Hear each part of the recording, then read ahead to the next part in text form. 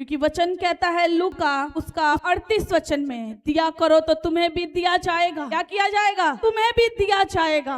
कब? जब तुम परमेश्वर के भवन में अपने बीज अपने टाइट को बोओगे। तो वचन कहता है दिया करो तो तुम्हें भी दिया जाएगा। पूरे नाप कर, दबा दबा कर, हिला कर उभरता हुआ तुम्हारे गोद में डाला जाएगा। क्योंकि जिस नाप से तुम नापते हो उसी नाप से तुम्हारे लिए भी नापा जाएगा। हालेलुया। वचन कहता है कि जिस नाप से तुम नापोगे उसी नाप से तुम्हारे लिए भी तुम्हारी ब्लेसिंग को नापा जाएगा। उसी नाप के द्वारा तुम ब्लेस्ड होगे, उसी नाप के द्वारा तुम्हारे घरों में आशीष आएगा। Hallelujah, hallelujah. इसीलिए वचन कहता है कि दिया करो।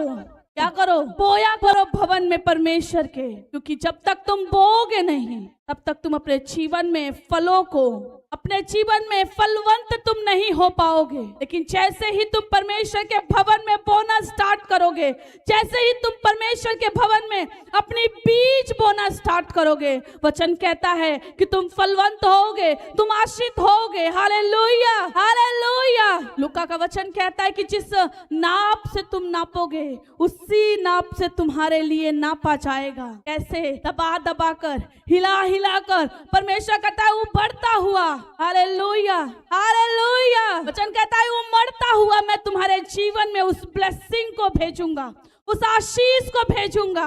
हालेलुया। तो हमें तैयार रहना है परमेश्वर के भवन में बोने के लिए। क्योंकि जब तक हम बोएंगे नहीं, चाहे कितनी भी गुजारिश कर ले, चाहे कितनी भी आवाज लगा ले, वो परमेश्वर अपने वचनों के अगेंस्ट जाके आपको ब्लेस नहीं करेगा। अगर आपको ब्लेस होना है, अगर आपको अपने जीवन में उस ब्लेसिंग को देखना है, अगर आपके अपने कारोबार में उस फल को देखना है, तो आपको सबसे पहले अपनी बीज, अपनी टाइट प्रभु के भवन में बोना है। हालेलुया।